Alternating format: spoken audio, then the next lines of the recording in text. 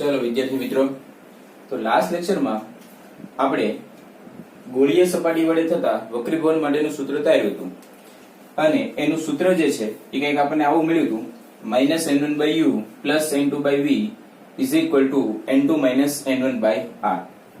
વિદ્યાર્થી મિત્રો, આ જે સૂત્ર છે એને ખૂબ જ વ્યવસ્થિત રીતે સમજવું જરૂરી છે, કારણ કે ભવિષ્યની અંદર આ સૂત્ર ઉપરથી જ્યારે એક્ઝામ્પલ સોલ્વ કરવાના થશે તો ક્યાંક સંજ્ઞા પદ્ધતિની અંદર પ્લસ નું માઇનસ ને માઇનસ નું પ્લસ ન લેવાઈ જાય એનું આપણે ખૂબ જ કાળજીપૂર્વક ધ્યાન રાખવું પડશે અને n1 n2 એ પણ શું છે એનું પણ આપણે ધ્યાન રાખવું પડશે।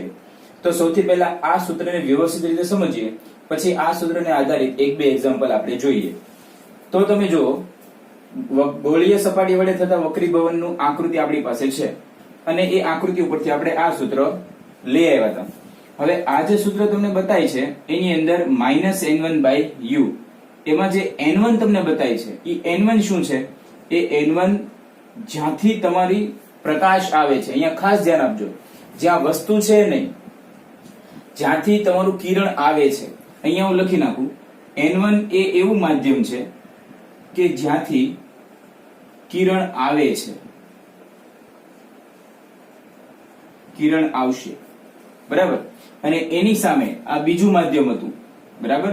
તો n2 એવું માધ્યમ છે જ્યાં તમારો પ્રકાશ અથવા તો કિરણ જશે। વિદ્યાર્થી મિત્રો, આ ખૂબ જ ધ્યાનમાં રાખવા જેવી બાબત છે। વસ્તુ કે પ્રતિબિંબ, પ્રતિબિંબ કે વસ્તુની આધારે આપણે યાદ નહીં રાખીએ। આપણે જે યાદ રાખવાનું છે એ ક્યાંથી કિરણ આવે છે, કયા માધ્યમમાંથી કિરણ આવે છે અને કયા માધ્યમમાં જવાનું છે। આપણે ફરજિયાત આજ પછીથી જ્યારે બી પ્રકાશ ગોળીય સપાટી વાળા પ્રશ્ન આપણે સોલ્વ કરતા હોઈએ કે લેન્સના પ્રશ્ન સોલ્વ કરતા હોઈએ ત્યારે એ વસ્તુ આપણે યાદ રાખીશું કે જે માધ્યમમાંથી કિરણ આવશે એને આપણે n1 નામ આપશું અને જે માધ્યમમાં તમારું કિરણ જશે એને આપણે નામ આપવાનું છે n2। માધ્યમ જેમાંથી આવે એને n1, જ્યાં જશે એને n2। ઓકે, બીજી એક વસ્તુ તો ભાઈ વસ્તુ અંતર, પ્રતિબિંબ અંતર અને વક્રતા ત્રિજ્યા એ બધી જ વસ્તુ તમારી પાસે છે। ભવિષ્યમાં જ્યારે બી આ સૂત્રનો ઉપયોગ કરીએ પહેલા એક આ ધ્યાન રાખશું। બીજી એક વસ્તુ કે u, v અને r ને સંજ્ઞા પદ્ધતિ અનુસાર વાપરવા। સંજ્ઞા પદ્ધતિ અનુસાર એટલે શું? તો કે વસ્તુ જે છે એ વસ્તુ અંતર, માની લો કે અહીંયા કેસમાં આપણને વસ્તુ જે છે એ અરીસાની આગળ છે એટલે આપણું વસ્તુ અંતર જે થશે એ માઇનસ, બરાબર છે।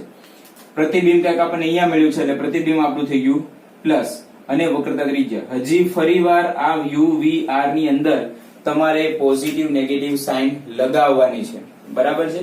અને હવે જો વસ્તુ તમારું અક્ષની ઉપર હોય, મુખ્ય અક્ષની ઉપર હોય તો ધન અને મુખ્ય અક્ષ નીચે હોય તો ઋણ, એ જે આપણે અરીસામાં વાપરતા હતા એ જ નિયમો, બરાબર। એટલે ત્રીજું, અક્ષની ઉપર હોય તો આપણે ધન લઈશું અને અક્ષની જો નીચે હશે, અક્ષની નીચે, તો આપણે એને ઋણ લઈશું। બીજું એક ખાસ મહત્વની વાત કે આપાત કિરણની દિશામાં, આપાત કિરણ એની દિશામાં જો આપણે જતા હશું તો એને આપણે પોઝિટિવ લઈશું અને આપાત કિરણની વિરુદ્ધ દિશામાં જો આપણે જતા હોઈશું તો એને આપણે નેગેટિવ, જેમ આપણે અરીસામાં લીધું તો એ જ રીતે આપાત કિરણની દિશામાં હોય તો આપણે એને પોઝિટિવ અને એની વિરુદ્ધ દિશામાં હશે તો આપણે નેગેટિવ કન્સિડર કરીશું, બરાબર છે। તો જ્યારે બી આ સૂત્ર વાપરવાનું થાય એની પહેલા આટલા મુદ્દા આપણે ધ્યાનમાં રાખવા પડે અને આના આધારિત આપણે ઉદાહરણની અંદર ઉદાહરણ 6 જે છે એ તમને આપેલું છે, હું પ્રશ્ન વાંચું છું, આપણે જોઈએ ઉદાહરણ 6। એક ગોળાકાર કાચની સપાટી n બરાબર 1.5 અને વક્રતા ત્રિજ્યા 20 સેન્ટીમીટર પર એક બિંદુવત પ્રાપ્તિ સ્થાનમાંથી પ્રકાશ આપાત થઈ રહ્યો છે। કાચની સપાટીથી પ્રાપ્તિ સ્થાન વચ્ચેનું અંતર 100 છે, તો કયા સ્થાને પ્રતિબિંબ તમારું રચાશે? તો અહીંયા ધ્યાન આપો વિદ્યાર્થી મિત્રો, તમને u જે છે એ પ્રશ્નની અંદર આપી દીધો છે, બરાબર, એ 100 સેન્ટીમીટર આપ્યું છે। ઓકે, બીજી એક વસ્તુ તમને n આપી દીધું છે એ 1.5 અને કેપિટલ આર આપી દીધું છે, એ છે 20 સેન્ટીમીટર. આ ત્રણ વસ્તુ તમને પ્રશ્નમાં આપી છે અને હવે તમને વી ગોતવાનું કીધું છે. વી જે છે એ તમારે ગોતવાનું છે. ઓકે, અહીંયા આપણે નાનકડી એવી આકૃતિ બનાવીએ. હવે આ આકૃતિની આપણે જરૂર નથી. આ પ્રશ્નને અનુરૂપ આપણે આકૃતિ બનાવીએ. તો આ ગોળીય સપાટી, આ એની થઈ ગઈ અક્ષ. અક્ષની સામે 100 સેન્ટીમીટરે વસ્તુ, તો આ આપણે લઈ લીધું 100 સેન્ટીમીટર. આ થઈ ગઈ વસ્તુ. ઓકે, બધા જે અંતર માપવાના છે એ કેન્દ્રથી જ આપણે માપશું.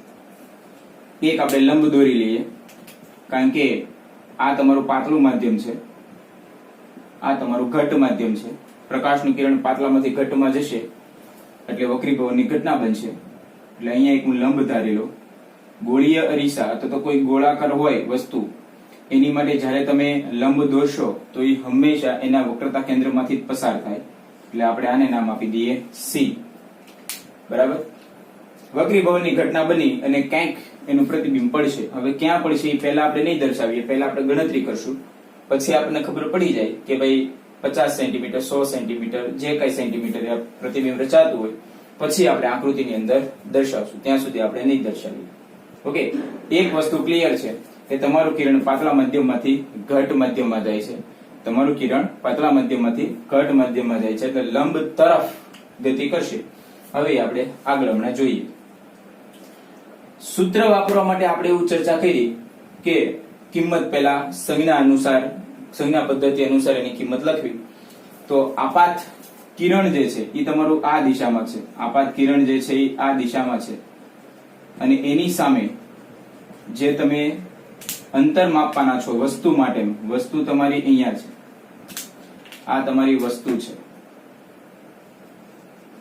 એટલે તમારે આ ધ્રુવથી, બરાબર, તમારે અહીંયા સુધીનું અંતર માપવાનું. એટલે તમે આપાત કિરણની વિરુદ્ધ દિશામાં આવ્યા એટલે તમારી માટે વસ્તુ જે છે એ થઈ જશે માઇનસ. બરાબર. પાતળા માધ્યમ તરીકે આપણે હવા ધારી લઈએ એટલે N1 બરાબર થઈ જાય 1. આ N2 છે જે તમારું ઘટ્ટ માધ્યમ છે.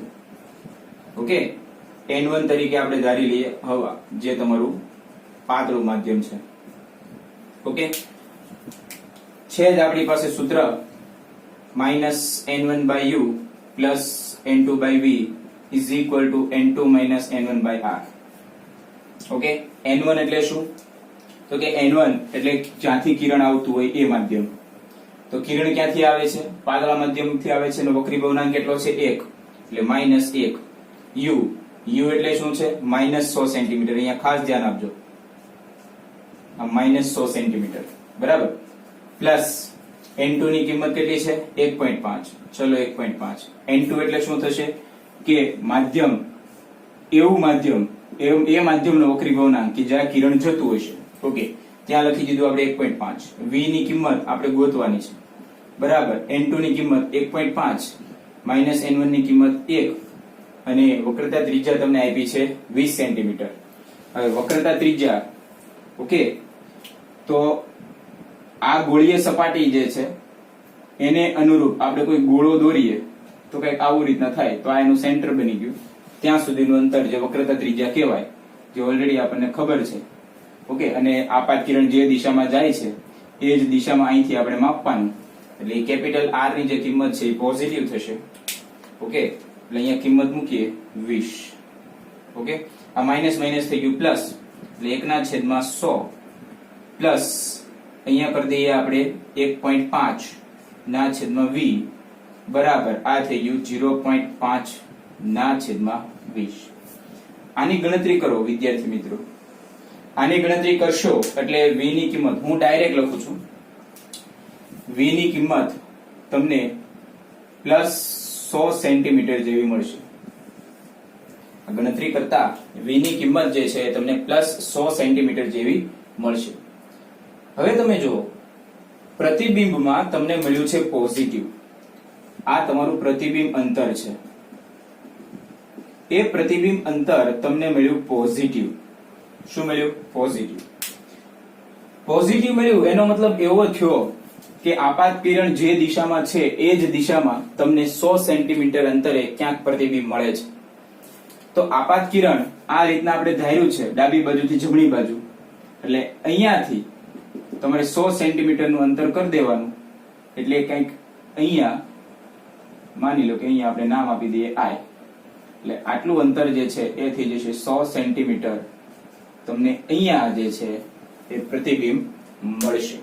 બરાબર, આપણે હવે બનાવી નાખીએ.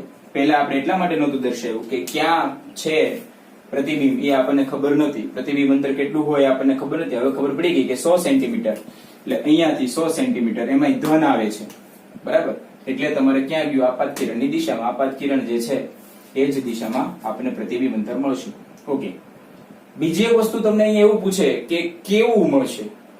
આ તો તમે પ્રતિબિંબ અંતર ગોઈતું, પણ પ્રતિબિંબ કેવું મળશે એવું તમને પૂછે તો એક ખાસ ધ્યાન આપજો. પ્રતિબિંબ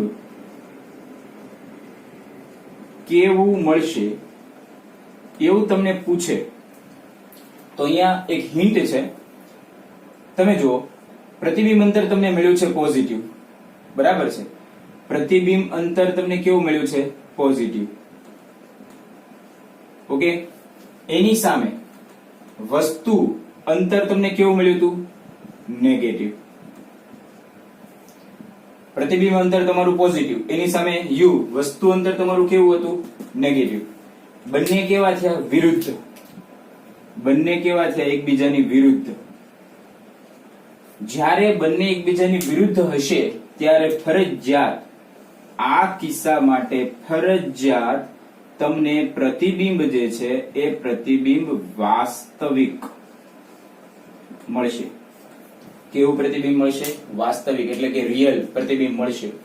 હવે એ આપણે ચર્ચા કરી કે એ કેવી રીતના.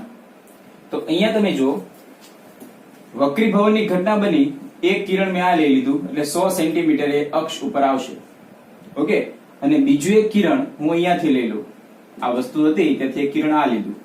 ઓકે, ઈ પોલ માંથી પસાર થયું, સીધું તે પસાર થાય લંબ, તો એમનેમ જ બહાર નીકળે, અને બહાર નીકળતા ક્યાંક આગળ કોઈ પણ જગ્યાએ છેદશે. હવે ખરેખર બે કિરણો એકબીજાને છેદે એટલે કેવું થાય? વાસ્તવિક. જો ઓરિજિનલ તમારા કિરણો છે ઈ જ એકબીજાને છેદે છે તો તમારું પ્રતિબિંબ કેવું થાય?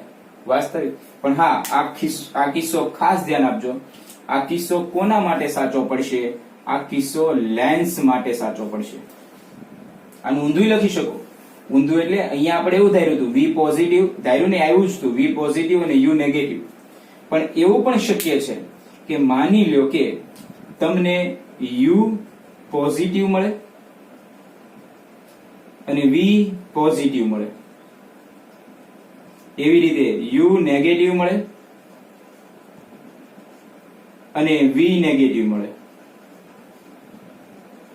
તો આ કિસ્સા માટે તમને જે પ્રતિબિંબ મળશે એ પ્રતિબિંબ હંમેશા તમને આભાસી મળશે. કેવું પ્રતિબિંબ મળશે તમને? આભાસી. અત્યારે જે કોઈ આપણે ચર્ચા કરી રહ્યા છીએ બધી જ ચર્ચા લેન્સ માટેની છે, અથવા તો આ ગોળીય આપણી પાસે વક્ર સપાટી હોય એની આપણે ચર્ચા કરી રહ્યા છીએ. મિરરની ચર્ચા, અરીસાની ચર્ચા આપણે કરી રહ્યા નથી. અરીસાની અંદર આ ને આ જ વસ્તુ તમને ઉલટું મળશે એવું લાગે, તમે કન્ફ્યુઝ થતા હો તો અહીંયા હું તમને અલગ વસ્તુ કરીને આપી દઉં. લેન્સ અથવા ગોળીય સપાટી, પણ હું લેન્સ જ લખું છું, ભવિષ્યમાં લેન્સ આપણે આવવાનું જ છે. લેન્સ અને બીજો અરીસો. તમે તમારી રીતના ચેક કરી લેજો. લેન્સમાં મેં તમને એવું કીધું કે જો UV ની સંજ્ઞા વિરુદ્ધ આવે, શું UV ની સંજ્ઞા વિરુદ્ધ આવે તો તમને પ્રતિબિંબ કેવું મળશે? વાસ્તવિક. ઓકે, જો UV ની કિંમત સમાન હોય, પોઝિટિવ તો પોઝિટિવ, નેગેટિવ તો નેગેટિવ, તો તમને કેવું મળશે? પ્રતિબિંબ આભાસી. આપણે પ્રતિબિંબના પ્રકારની ગણતરી કરીએ છીએ, એની ચેક આપણે કરીએ છીએ. બાકી કેવી ક્યાં મળશે એ તો અહીંયા આપણે કહી દીધું. એવી જ રીતે આ લેન્સ માટે કર્યું, એવી રીતે હવે આપણે અરીસા માટે. તો અરીસામાં જો યુવી વિરુદ્ધ હોય, શું યુવી ની કિંમત વિરુદ્ધ હોય તો તમને આભાસી મળશે, બરાબર. અને જો યુવી ની કિંમત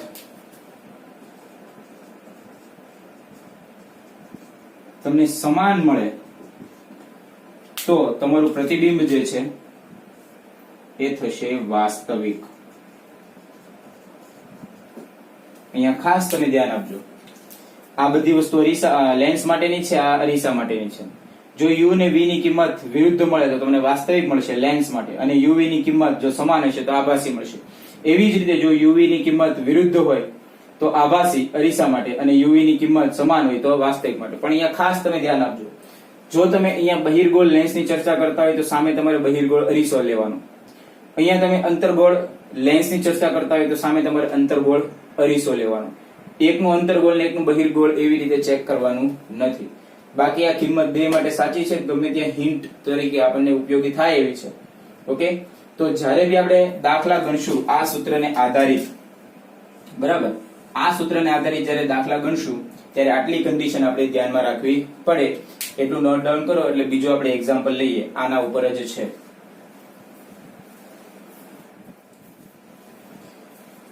ચલો વિદ્યાર્થી મિત્રો, આની પહેલા જે આપણે દાખલો જોયો ઉદાહરણ 6 એની જેવો જ આ દાખલો છે, પણ થોડીક કિંમત જે છે મેં ફેરવી છે અને આપણે જોઈએ. કારણ કે ગયા વખતે આપણે જે દાખલો ગણ્યો એમાં u જે છે એ આપણું નેગેટિવ હતું, એની સામે આપણને v જે છે એ મળ્યું હતું પોઝિટિવ, બરાબર છે. એટલે આપણે કહી શક્યા કે જે પ્રતિબિંબ જે છે એ કેવું મળશે તો કે વાસ્તવિક. મેં તમને જે હિન્ટ આપી હતી એની ઉપરથી આપણે કહી શકાય, અને હિન્ટની કઈ જરૂર બી નહોતી. આપણે આકૃતિની મદદથી પણ એ ચેક કરી શક્યા કે બંને કિરણો રિયલ જે વાસ્તવિક કિરણો છે એકબીજાને મળે છે, એટલે વાસ્તવિક પ્રતિબિંબ જ રચાવાનું છે. હવે આપણે એક એવી કિંમત મેં અહીંયા સેટ કરી છે જેથી કરીને u પણ તમારો જે છે u જે છે એ તો નેગેટિવ જ હશે, પણ એની સામે તમને v ની કિંમત પણ કેવી મળશે? નેગેટિવ. એટલે તમને ખ્યાલ આવે કે જો v પણ નેગેટિવ હોય તો એ પ્રતિબિંબ તમને ક્યાં મળે, કેવું મળે. તો એના માટે મેં કિંમત મારી રીતે સેટ કરી. u ની કિંમત, વસ્તુની કિંમત અત્યારે મેં ધારી છે 20 સેન્ટીમીટર, બરાબર, જે ગયા પ્રશ્નમાં તમારે 100 સેન્ટીમીટર જેવી હતી. n2 3/2 એવો એટલે કે 1.5 જે ગયા વખતે આપણા દાખલામાં એ જ હતી. n1 તરીકે મેં પાણી લીધું છે, અને પહેલાનો જે દાખલો હતો એમાં n1 તરીકે મેં હવા લીધું હતું. એટલે હવા માટે મેં ડાયરેક્ટ n1 ની કિંમત 1 લખી દીધી હતી. પણ અત્યારે આ બહારનું માધ્યમ જે છે, આ બહારનું માધ્યમ, બરાબર, એને મેં ધાર્યું છે પાણી, બરાબર, અને અંદરનું માધ્યમ જે છે એ તમારું છે ગ્લાસ. ઓકે, એટલે 3.3/2 n2 બરાબર n1 બરાબર 4/3, અને કેપિટલ R જે છે એ 10 સેન્ટીમીટર મેં અત્યારે ધારી છે. કિંમત મૂકીએ આપણા સૂત્રની અંદર. સૂત્ર શું છે? -n1/u +n2/v is equal to n2 - n1/r. n1 એટલે શું? જ્યાંથી તમારું કિરણ આવે છે, બરાબર. n2 એટલે શું? કે જેની અંદર તમારું કિરણ જવાનું છે. તો પહેલા માઇનસ એઝ ઇટ ઇઝ રાખશું. n1 એટલે જ્યાંથી મારું કિરણ આવે છે, કિરણ કયા માધ્યમમાંથી આવે છે? પાણીમાંથી આવે છે, અને એનો વક્રી ભવનાંક કેટલો આપ્યો છે? n1 ની કિંમત કેટલી આપી છે? 4/3. તો માઇનસ 4/3. ઓકે, અને u, તો u જે છે એ આ આપાત જે પ્રકાશ છે, આપાત કિરણ છે એની વિરુદ્ધ દિશામાં. ઓકે, તમારે અહીંયાથી આટલું અંતર માપવાનું u માટે. તો એ મને મળે છે 20, એટલે અહીંયા લખું 1/-20, બરાબર. એની માઇનસ નિશાની લગાવવાની બાકી છે, આપણે યાદ રાખજો, પ્રશ્નની અંદર મેં તમને કીધું હતું. પ્લસ n2 ની કિંમત, n2 ની કિંમત 3/2, અને v આપણે ગોતવાનું છે, એટલે v as it is બરાબર n2 - n1 એટલે કે 3/2 - 4/3 અને ડિવાઇડેડ બાય r. r એટલે આપણી પાસે છે 10. ઓકે, સાદરૂપ આપણે કઈક આપીએ, માઇનસ માઇનસ ઉડાડી દઉં એટલે થઈ જાય પ્લસ. ઓકે, આ 4 અને 5 અને 3 અને 5 એટલે થઈ જશે 15, એટલે પ્લસ 1/15 પ્લસ અહીંયા થઈ ગયું 3/2v બરાબર. અહીંયા લસા લેશો એટલે 3 અહીંયા ગુણાય 9, 2 અહીંયા ગુણાશે 8, 4 દુ 8, 3 તેરી 9, એટલે 9 - 8 ના છેદમાં આવશે 3 દુ 6. એ 6 ને નીચે લઈ લો 10 ની સાથે ગુણાકારમાં એટલે થશે 60. હવે આની ગણતરી કરીએ એટલે પ્લસ 1/15 પ્લસ, હવે પ્લસ લખવાની જરૂર નહીં, 1/15 પ્લસ 3/2v બરાબર 1/60. Okay, 1/15 plus 3/2v is equal to 9 માંથી 1 જાય 8, અરે 9 માંથી 8 જાય 1, 1/60. આની તમે ગણતરી કરશો એટલે તમને v ની કિંમત, હું ગણતરી કરતો નથી, 30 સેન્ટીમીટર જેવી મળશે. ગણતરી કરતા, બરાબર, તમારે તો હવે ગણતરી જ કરવાની બાકી રહેશે. ગણતરી કરતા તમને જે જવાબ મળશે એ v ની કિંમત મળશે -30. ઓકે, હવે -30 આવ્યું, તમારું વસ્તુ બી માઇનસ હતું, પ્રતિબિંબ બી માઇનસ, એટલે બંનેની નિશાની આવી સમાન. બરાબર, તો બંનેની નિશાની સમાન હોય, u પણ નેગેટિવ અને v પણ નેગેટિવ, તો આપણે શું લખવાનું છે? આભાસી. ઓકે, તો પેલા લખી દઈએ, u અને v સમાન હોવાથી પ્રતિબિંબ કેવું મળશે? આભાસી. ઓકે, ક્યાં મળશે? તો કે 30 સેન્ટીમીટરે મળશે. તો હવે આપણે એની પી ચર્ચા કરીએ. ચલો ધ્યાન આપજો. અહીંયા આ તમારું સેન્ટર છે, બરાબર. આટલું અંતર તમે ધાર્યું છે 20 સેન્ટીમીટર. કેટલું ધાર્યું છે? 20 સેન્ટીમીટર, કારણ કે આ વસ્તુ હતી, આ તમારું કેન્દ્ર છે. હવે અહીંયાથી વક્રીભવનની ઘટના બને, બરાબર, ખાસ તમે ધ્યાન આપજો. વક્રીભવનની ઘટના બને. હવે થાય એવું કે જો આ ગોળીય સપાટી ન હોત તો તમારું કિરણ જે છે એ આ જ દિશામાં આગળ વધ્યું હોત, આ દિશામાં. પરંતુ વક્ર સપાટી હોવાને કારણે, માધ્યમ બદલાવાને કારણે વક્રીભવનની ઘટના બનવાનું ફાઇનલ છે. અને વક્રીભવનમાં તમે ચેક કરો કે 4/3 એટલે લગભગ આવે 1.33 પાણી માટે, અને ગ્લાસ એટલે આવશે 1.5. એટલે તમે પાતળા માધ્યમમાંથી ઘટ માધ્યમમાં જાઓ છો. કયા માધ્યમમાં જાઓ છો? પાતળા માધ્યમમાંથી ઘટ માધ્યમમાં. એટલે એ તો ફાઇનલ જ છે કે વક્રીભૂત કિરણ જે છે એ લંબ તરફ વળે. લંબ ક્યાં છે? આ છે, આ બ્લુ કલરનો જે તમને બતાવી તમારું લંબ છે, આ લંબ છે. ઓકે, એટલે વક્રીભૂત કિરણ જે છે એ આમ સીધી રેખામાં આ દિશામાં ન ગતિ કરતા એ લંબ તરફ, આ લંબ તરફ. હવે એવું જરૂરી છે કે આખું જ લંબ તરફ વળે? પ્રશ્ન તમે સમજો. અહીંયા એવું જરૂરી નથી કે તમારું વક્રીભૂત કિરણ, ખાસ તમે ધ્યાન આપજો, કે આવી રીતે જ જાય એવું જરૂરી. આને જ લંબ તરફ કહેવાય એવું નથી, બરાબર. તમે આ કિરણ દાખલા તરીકે લીધું હોય એ સહેજ આ રીતના, તો આ પણ લંબ તરફ જ ઝૂક્યું છે. આ વક્રીભૂત કિરણ તમને જે બતાવી લંબની તરફ જ ઝૂક્યું છે. હા, ઈ અલગ વસ્તુ છે કે એની ઘટના વક્રીભવનની બની, એમાં લંબ તરફ જે વળે છે એ ઓછું વળે છે, એ અલગ મેટર છે, બરાબર. પણ આ જે કિરણ, દાખલા તરીકે આ જે કિરણ હું લઉં છું એ પણ લંબ તરફ જ વળ્યું છે, બરાબર. એને કોઈ ના નહીં પાડી શકે. હવે તમે જુઓ કે આ તમારું વક્રીભૂત કિરણ, અને એક કિરણ આપણે આ વસ્તુમાંથી લઈએ જે ધ્રુવમાંથી પસાર થાય, ધ્રુવમાંથી પસાર થાય, સીધી રેખામાં ગતિ કરે.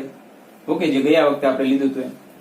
તો એક કિરણ આ વસ્તુમાંથી એક કિરણ આ નીકળે છે, અને બીજું કિરણ વક્રીભૂત થઈ અને આ ગયું. હવે એક આ કિરણ અને એક આ કિરણ, મને કયો ક્યારે બે એકબીજાને છેદ છે? ક્યારે એકબીજા ભેગા થવાના? કોઈ દિવસ નહીં, બરાબર. એટલે મારે શું કરવું પડે કે આ જે કિરણ જે છે એને પાછળ હું લંબાવું. ક્યાં લંબાવું? પાછળ. માની લો કે આને મેં પાછળ લંબાવ્યું અને અક્ષ ઉપર મને અહીંયા મળ્યું. અને એવું જરૂરી નથી ને, આ વસ્તુમાંથી એક કિરણ હું આ દિશામાં લઈ શકતો હતો, બરાબર. એટલે આ કિરણ મેં આ દિશામાં લીધું, વસ્તુમાંથી એક કિરણ. ઓકે, અને આ જે આવ્યું એ તમે પાછળ ખેંચો, ટૂંકમાં તમે ભાસ કરાયો. ઓરિજિનલ તમારું કિરણ નથી, વાસ્તવિક કિરણ નથી. ઓકે, તો હવે તમારું પ્રતિબિંબ જે છે એ ક્યાં મળશે? અહીંયા. કારણ કે એક આ આભાસી અને એક આ, બંને અહીંયા ભેગા થાય એટલે અહીંયા તમને પ્રતિબિંબ મળે, જેને તમે નામ આપી દો આઈ. આટલું અંતર જે તમારું થઈ જાય 30, બરાબર. એટલે આ જગ્યાએ તમને શું મળ્યું? આ વસ્તુનું પ્રતિબિંબ તમને અહીંયા મળ્યું છે. ઓકે, એટલા માટે અહીંયા માઇનસ આવે છે અને એટલા માટે જ અહીંયા આભાસી આવે છે. ઓકે, જોઈ લો. ચલો વિદ્યાર્થી મિત્રો, એ ખૂબ જ મહત્વનો એવો પ્રશ્ન, લેન્સ મેકર્સનું સૂત્ર અને પાતળા લેન્સ માટે ગાઉસનું સૂત્ર તારવવાનું. ખરેખર બે પ્રશ્ન અલગ અલગ છે, પણ બંને પ્રશ્ન જે છે હું એક સાથે જ લઉં છું, કારણ કે જયારે આપણે ગાઉસનું સમીકરણ તારવીએ તો પાછી ગણતરી પાછી ફરી વાર જ તમારે કરવાની છે. ખાલી છેલ્લે બે સ્ટેપ જે છે એ નવા આવશે, બાકી આખું સૂત્ર એ ને એ જ છે. એટલે ખૂબ જ ઇમ્પોર્ટન્ટ અને દાખલા માટે પણ અગત્યનો એવો પ્રશ્ન, લેન્સ મેકરનું સૂત્ર અને પાતળા લેન્સ માટે ગાઉસનું સૂત્ર. હવે પહેલા આપણે સમજી લઈએ પાતળો લેન્સ એટલે શું. તો પાતળા લેન્સ માટે અહીંયા તમને બે વક્ર સપાટી, બહિર્ગોળ અરીસો, પહેલા તો બહિર્ગોળ લેન્સ તમને તો બતાય છે. એ બહિર્ગોળ લેન્સની બે વક્ર સપાટી અત્યારે મેં લીધી છે, એક એબીસી અને એક એડીસી. એક વક્ર સપાટી એ બી અને સી છે અને બીજી વક્ર સપાટી જે છે એ ડી અને સી છે. પાતળો લેન્સ કોને કહેવાય? આ થઈ ગયું એનું સેન્ટર, બરાબર. હવે આપણે કઈક વસ્તુ અંતર ધારી લઈએ યુ, કઈક પ્રતિબિંબ અંતર ધારી લઈએ વી, ઓકે, અને વક્રતા ત્રિજ્યા ધારી લઈએ કઈક ને કઈક, સપોઝ આર. તો આ બે વક્ર સપાટી વચ્ચેનું અંતર, આ બંને વક્ર સપાટી વચ્ચેનું અંતર લખીએ. વક્ર સપાટી વચ્ચેનું અંતર, બંને વક્ર સપાટી વચ્ચેનું અંતર યુ, વી અને આર ની સાપેક્ષ અવગણ્ય હોય તેને પાતળો લેન્સ કહે છે. કોઈ તમને પૂછે પાતળો લેન્સ એટલે શું, તો બંને વક્ર સપાટી, તમે જુઓ ને આ એબીસી અને આ એડીસી, એબીસી અને એડીસી વચ્ચેનું અંતર, આ બંને વચ્ચેનું અંતર, આ અંતર જો તમને વસ્તુ અંતર, પ્રતિબિંબ અંતર અને વક્રતા ત્રિજ્યાની સરખામણીમાં નાનું હોય અથવા તો અવગણ્ય હોય એવો જે લેન્સ છે એનું નામ છે પાતળો લેન્સ. બરાબર. તો હવે આપણે થિયરી શરૂઆત કરીએ. હવે તમે જુઓ આકૃતિની અંદર તમને એક બહિર્ગોળ અરીસો બતાવ્યો છે અને એક આપાત કિરણ તમને દેખાય છે. અહીંયા આપણે નામ આપી દઈએ O બિંદુ. એટલે આટલું જે છે એ તમારું થઈ જશે વસ્તુ. જે કોઈ તમે અંતર માપશો એ સેન્ટર થી જ માપવાના, એવી આપણે પહેલા બી ચર્ચા કરી છે. ઓકે. હવે જો એક વક્ર સપાટી હોય, ખાલી એક જ વક્ર સપાટી હોય આ રીતના, બરાબર, પ્રકાશનું કિરણ આ ગયું, બરાબર, માની લો કે આ પાતળું માધ્યમ છે, આ જે છે એ ઘટ માધ્યમ છે, તો વક્રીભવનની ઘટના થઈ અને કંઈક તમને અહીંયા અથવા તો આ બાજુ, ગમે એ બાજુ તમને પ્રતિબિંબ મળી શકે. બંને કેસની આપણે દાખલામાં ચર્ચા કરી હતી.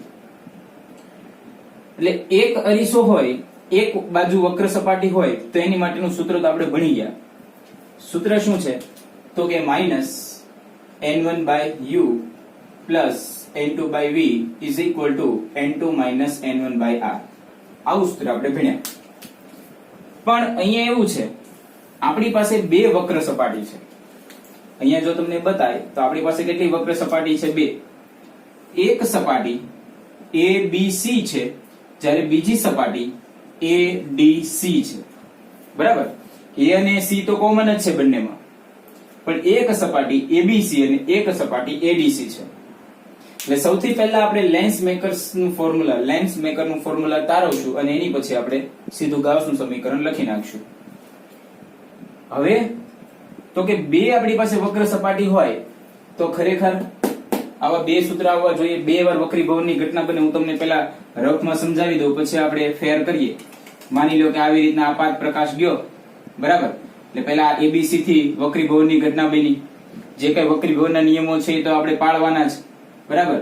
માની લો કે આ તમારો થઈ ગયો લંબ, એટલે પાતળા માધ્યમ, આ તમારું પાતળું માધ્યમ, આ તમારું ઘટ માધ્યમ, પાછું આ પાતળું માધ્યમ. ઓકે.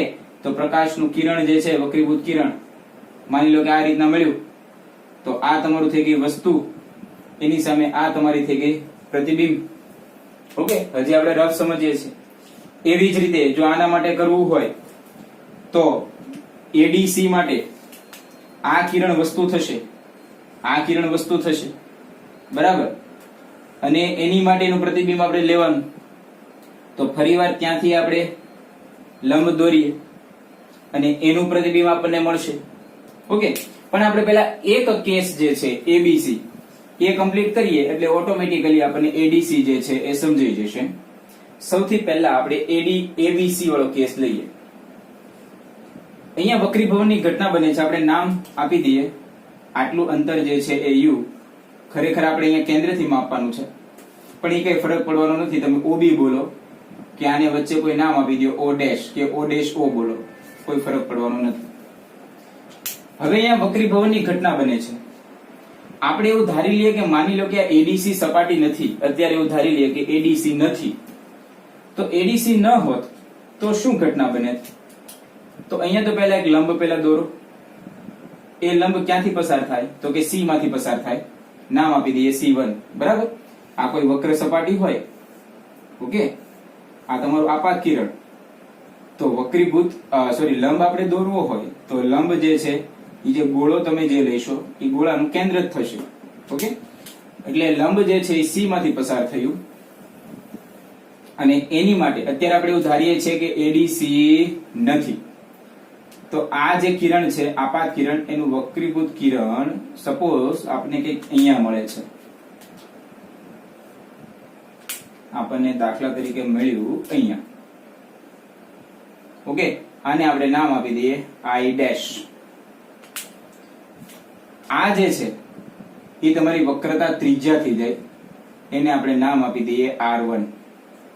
એ કોની આપણે લીધી છે ખાસ યાદ રાખજો. જે તમે R1 લીધું એ કોનું છે? એબીસી ની વક્રતા ત્રિજ્યા છે. અને અહીંયાથી આ અંતર આપણે આપી દઈએ V ડેશ. ખરેખર જે આપણને સાચું પ્રતિબિંબ અંતર નથી મળતું. હજી તો આ એક વક્ર સપાટીને કારણે અહીંયા પ્રતિબિંબ આપણને મળ્યું, એની આપણે ચર્ચા કરી.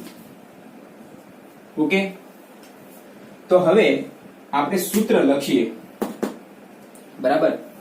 પણ સૂત્રમાં તમે ખાસ ધ્યાન આપજો. અત્યારે આપણે N1 N2 એવી રીતના લઈને ગણતરી કરીએ છીએ, પણ અત્યારે તમે અહીંયા કન્ફ્યુઝ ન થાવ એટલા માટે આ ખરેખર પાતળું માધ્યમ જ છે, આ ઘટ માધ્યમ છે અને આ પણ પાતળું માધ્યમ છે, બરાબર. પાતળા માધ્યમ તરીકે અત્યારે હું લઉં છું હવા. શું લઉં છું? હવા. અહીંયા પણ હવા. એટલે N1 ને હું Na થી દર્શાવીશ, બરાબર. અહીંયા પણ N1 ને હું Na થી દર્શાવીશ અને આ લેન્સ જે માધ્યમનો બનેલો હશે એના વક્રીભવનાંકને હું NL થી દર્શાવીશ. મને 1 અને 2 માં કન્ફ્યુઝન ન થાય, તમને બી ન થાય, એના માટે આપણે સરળ રસ્તો લઈએ છીએ, બરાબર. N1 તરીકે Na લેશું અને N2 તરીકે L લેશું. તો સૂત્ર આપણે લખીએ. કોની માટે હવે લખવાનું છે? A B C સપાટી માટે, વક્ર સપાટી ABC માટે. તો ABC માટે તમે લખો -N1/u. N1 એટલે શું છે? જ્યાંથી તમારું કિરણ આવે છે, બરાબર. તો કિરણ ક્યાંથી આવે છે? તો કે Na થી આવે છે. તો અત્યારે હું લખું છું -Na/u, જે સૂત્ર છે જ. પ્લસ N2 એટલે શું? તો કે તમારું કિરણ જાય છે. તો તમારું કિરણ કયા માધ્યમમાં જાય છે? બરાબર, વક્રીભવનની ઘટના અહીંયા બની, બરાબર. એટલે N1 તરીકે આવી ગયું Na અને આ વક્રીભૂત કિરણ કયા માધ્યમમાં ગયું? તો કે ઘટ માધ્યમમાં ગયું. ઘટ માધ્યમ તરીકે તમે લીધું છે NL. એનું પ્રતિબિંબ, તો પ્રતિબિંબ ક્યાં મળે છે આપણને? V ડેશ, બરાબર. N2 N1, તો N2 તરીકે આપણે લીધું છે NL -Na/R1. અત્યારે સંજ્ઞા પદ્ધતિની કોઈ ચિંતા કરવાની જરૂર નથી. સંજ્ઞા જે કોઈ છે આપણે ભવિષ્યમાં જ્યારે આવશે ત્યારે હું તમને કહીશ. એટલે આ ABC સપાટી વડે, આ ABC એક સપાટી વડે જે કોઈ વક્રીભવનની ઘટના બની એની માટેનું આ સૂત્ર આપણને મળ્યું. ઓકે, આટલી વસ્તુ ક્લિયર. હવે આપણે બીજી વસ્તુ લઈએ, બીજી સપાટી માટે લઈએ. કઈ સપાટી? તો કે ADC સપાટી, વક્ર ADC માટે. તો એડીસી માટે શું થશે તમે ખાસ ધ્યાન આપજો. જ્યારે હું એડીસી ની ચર્ચા કરું, માની લો કે આ એડીસી છે, આ એ, આ ડી અને આ સી છે. ઓકે, તો કિરણ જે છે એ ખરેખર તમે જુઓ તો એ કિરણ જે છે એ કંઈક આ રીતના આવે છે. બરાબર. ટૂંકમાં લેન્સની અંદરથી હવે લેન્સની બહાર જવાનું છે. ટૂંકમાં હવે ઘટ્ટ માધ્યમમાંથી કયા માધ્યમમાં જવાનું છે? પાતળા માધ્યમની અંદર. હવે શું થશે કે ફરીવાર તમારે લંબ જે છે એ લેવો પડશે. શું કરવું પડશે? લંબ જે છે એ ધારવો પડશે. અહીંયા આપણે ઓરિજિનલ પહેલામાં જ જઈએ આકૃતિની અંદર. તો હવે અહીંયા મારે લંબ લેવો પડશે. ચલો હું તમને અહીંયા પહેલા સમજાવી દઉં, પછી આપણે ઓરિજિનલ આકૃતિની અંદર જઈએ. એ હું તમને એવું કહું છું કે વક્રીભવનની ઘટના કંઈક અહીંયા બને છે. સમજ્યા? એટલે હવે એડીસી ને સમાવતો એક ગોળો તમે વિચારો. આ એડીસી ને સમાવતો એક ગોળો મેં વિચાર્યો. એટલે માની લો કે એનું સેન્ટર અહીંયા આવ્યું. તો હવે મારે જે લંબ ધારવાનો, આ તો તમારું આપાત કિરણ છે. ઓકે, હવે તમારે જે લંબ ધારવાનો એ લંબ આ રીતના થાય. આ કયું માધ્યમ છે? ઘટ્ટ માધ્યમ છે. આ કયું માધ્યમ છે? પાતળું માધ્યમ છે. કિરણ હવે ઘટ્ટમાંથી ક્યાં જવાનું છે? પાતળા માધ્યમમાં જવાનું છે. ઘટ્ટમાંથી પાતળા માધ્યમમાં જાય તો લંબથી દૂર જાય. તો ઘટ્ટમાંથી પાતળા માધ્યમમાં જાય તો લંબ આ છે એનાથી દૂર.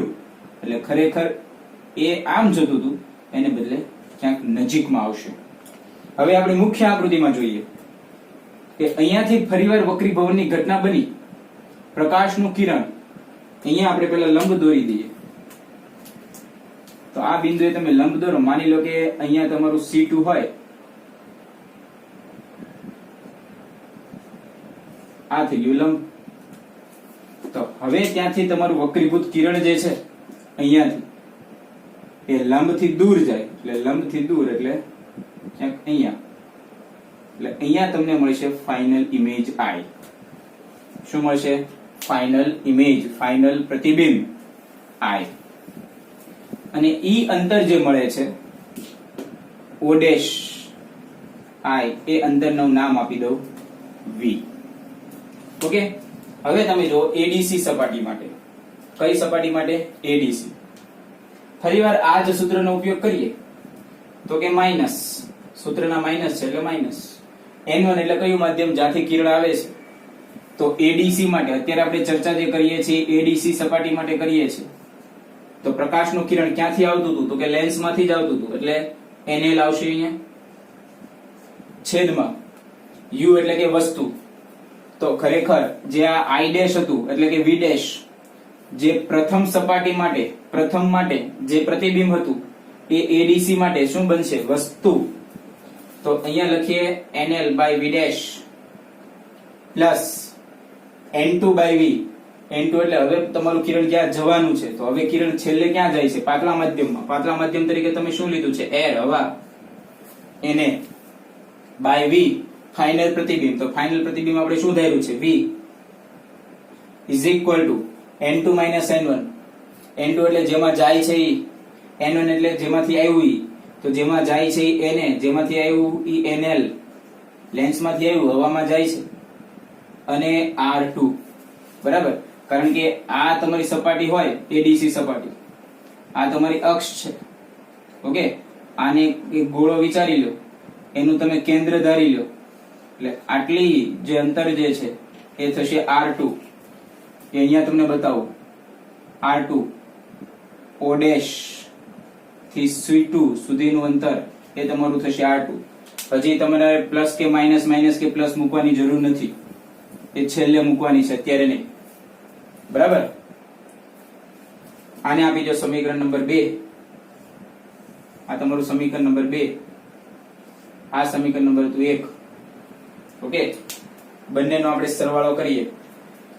તો બંનેનો તમે સરવાળો કરો તો અહીંયા તમે જોઈ શકો છો NL by V', NL by V' એ બંને થઈ ગયા કટ. આ સ્ટેપ અને આ સ્ટેપ થઈ ગયું કટ, એટલે કઈ લખતો નથી હું. અહીંયા તમારી પાસે છે Na by V. Okay, minus Na by u is equal to આ સમીકરણ Na minus NL by R2 અને આ સમીકરણ plus NL minus Na by R1. Okay, આને આગળ પાછળ લખીએ, ચાલે ને? Na by V minus Na by U is equal to આને આગળ પાછળ કરીએ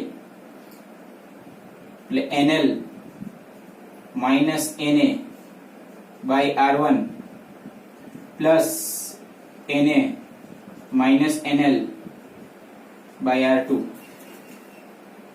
ઓકે, Na ને આપણે કાઢીએ કોમન, અહીંયાથી Na ને આપણે કાઢીએ કોમન,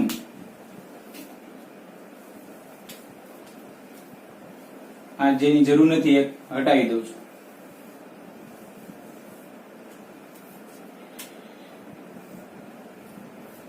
અહીંયાથી થઈ ગયું Na કોમન, વધ્યું શું 1/v minus 1/u minus 1/u is equal to, હવે આમાં એક કામ કરીએ આપણે, અહીંયા માઇનસ દિશાની કોમન લઈ લો. જો માઇનસ દિશાની કોમન લઈ લો તો અહીંયા થઈ જશે NL માઇનસ Na થઈ જશે અને એમાંથી NL માઇનસ Na કોમન કાઢી દો. બરાબર, ખાસ ધ્યાન આપજો, અહીંયા માઇનસ દિશાની કોમન લઉં છું, ટૂંકમાં કિંમત ફેરવું છું. ઓકે, તો NL માઇનસ Na કોમન થઈ ગયું તો ઇઝ ઇક્વલ ટુ આ થઈ ગયું NL માઇનસ Na એ થઈ ગયું કોમન. ઓકે, તો અંદરની નિશાની ફેરવાઈ જાય 1/R1 માઇનસ 1/R2. ઓકે, એમાંથી આ Na ને અહીંયા છેદમાં લઈ જઈએ એટલે સૂત્ર આપણી પાસે આવ્યું 1/v minus 1/u is equal to NL by Na upon Na into bracket 1/R1 minus 1/R2. હવે આના છેદમાં બી ગણાય, આના છેદમાં બી ગણાય એટલે 1/v minus 1/u is equal to NL by Na minus 1. Okay, Na by Na એટલે 1 into 1/R1 minus 1/R2. આ આપણું ફાઇનલ સમીકરણ છે, થોડુંક બાકી છે. હવે તમે જો તો તમારી પાસે અંતર્ગોળ લેન્સ હોય કે બહિર્ગોળ લેન્સ હોય, કોઈ બી લેન્સ, અંતર્ગોળ કે બહિર્ગોળ, કોઈ બી લેન્સ હોય, એના માટે જો તમારું વસ્તુ અંતર u જે છે એને તમે ઇન્ફિનિટી લઈ લો, અનંત અંતર, વસ્તુ તમે અનંત અંતર માની લો કે તમારી પાસે બહિર્ગોળ છે, અત્યારે બહિર્ગોળની આપણે ચર્ચા કરીએ, તો તમારે વસ્તુને અનંત અંતરે લેવાની, એટલે આ અક્ષ થઈ ગઈ, કિરણો જે છે એ અનંત અંતરેથી આવે છે, તો પાછળ ક્યાં ભેગા થવાના? F2 ઉપર. ઓકે, એટલે તમારું v જે છે એ શું થશે? f થશે. એ કિંમત તમે ઉપરના સમીકરણમાં મૂકો એટલે 1/ઇન્ફિનિટી, 1/ઇન્ફિનિટી થઈ ગયું 0 અને 1/v ની જગ્યાએ શું લખી શકો? 1/f. તો તમારું સૂત્ર 1/f is equal to NL by Na minus 1 into bracket 1/R1 minus 1/R2. આવું કંઈક સમીકરણ આપણને મળે. ઓકે, હવે તમારી રીતે તમે ચેન્જ કરી શકો. NL એટલે શું? NL એટલે લેન્સનું માધ્યમ, એને તમે 2 નંબર આપી શકો, જે આપ્યું હતું પહેલા. પણ જો આપણે એવું ન કર્યું હોત તો ક્યાંક ને ક્યાંક કન્ફ્યુઝ થયા હોત. Na એટલે શું? તો કે હવાનું માધ્યમ, એને 1 નંબર આપી દો તો તમારું સૂત્ર 1/f is equal to N2 by N1 minus 1 into bracket 1/R1 minus 1/R2. હવે જ્યારે આ સમીકરણ તમે વાપરો ત્યારે સમીકરણ વાપરતા પહેલા કેટલીક બાબત આપણે ધ્યાનમાં લેવાની છે. f r1 r2 ની કિંમત, f r1 અને r2 ની કિંમત સંજ્ઞા પદ્ધતિ અનુસાર લેવી. શું? એફ R1 R2 ની કિંમત તમારે સંજ્ઞા પદ્ધતિ અનુસાર લેવાની થશે.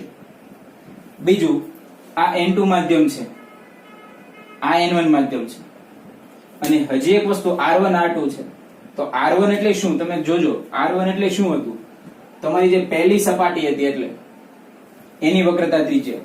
તો અહીંયા ખાસ તમારે લખવાનું છે R1 એટલે આપાત કિરણ જ્યાંથી દાખલ થાય તેની વક્રતા ત્રિજ્યા છે. એ ખાસ તમે ધ્યાન આપજો. પહેલી જે સપાટી જે છે એની વક્રતા પહેલા ટૂંકમાં વક્રીભવન જ્યાં બન્યું એની વક્રતા ત્રિજ્યા પહેલા આવે, અને પછી વક્રીભવન જ્યાં બન્યું એની વક્રતા ત્રિજ્યા પછી આવે. આગળ પાછળ કરશો તો જવાબમાં મિસ્ટેક આવી શકે છે. અહીંયા 1/f = n2/n1 -1 અથવા તો nl/na -1 * 1/r1 -1/r2. ઓકે, એટલું તમે નોંધી લો. પછી આ સૂત્રને અનુસાર હજી થોડીક ઇન્ફોર્મેશન છે હું તમને આપું.